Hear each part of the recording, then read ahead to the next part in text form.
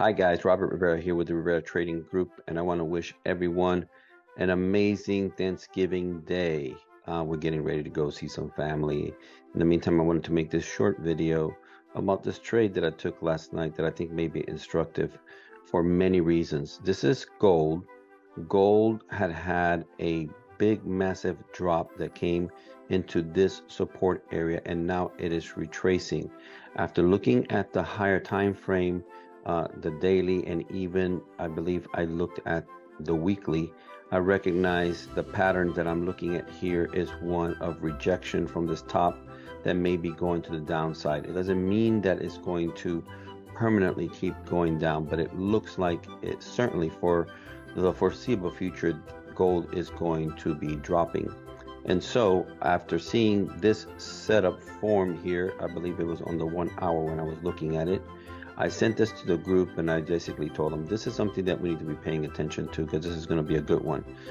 We have a supply that was created here along with a fair value gap. The fair value gap being right here. Let me go ahead and mark it for you. We have the supply at the very top, which I often like to mark also. And then where to get entry on this? Well, something I've been working on the team on is not to take any, for this season, especially for the fall season, not to take any fair value gaps that are under the golden zone or above the golden zone, depending on which direction it is. In this case, for example, let's go ahead and measure the golden zone of this retracement, potential retracement, right? And we're looking at, basically, these are stacked. Basically, we have the Fibonacci golden zone, we have the fair value gap, and we have supply. All of this, if you need more confluence than that, I mean, this is going to drop, right? This is going to drop the way I see it. And so what I have shared with the team is you want to take everything in this case above the 61.8. So anything above the 61.8 here of the golden zone would be an acceptable entry. However, because I was not going to be keeping an eye on this, and because this supply range is so large, I wanted to get as tightly as possible. I remember the lesson that I learned from Will's FX about using the Fibonacci this way. I wanted to make, again, my entry as tight as possible, given how big that range was. And one of the ways in which he uses it is from the body to the body of the engulfing candle. And so basically this gave me a golden zone much tighter, right there on the supply. And so it made my entry at least right at the top of the fair value gap, right at the top, right at the beginning of the Fibonacci. And so this became my trade, an entry right here, stop loss. I could have put it right there, but I chose to give it a little more room because I saw these other wicks over here. And I went for a 3, 2, 1. Although, as you probably already know, I take partials as I go along. I measured this to see how it was looking, and obviously it has to go through this, it has to go through this.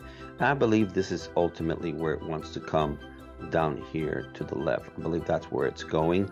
And so this 3 to 1 looked pretty good to me. Let me go ahead and now remove this golden zone that you can clearly see how the trade went.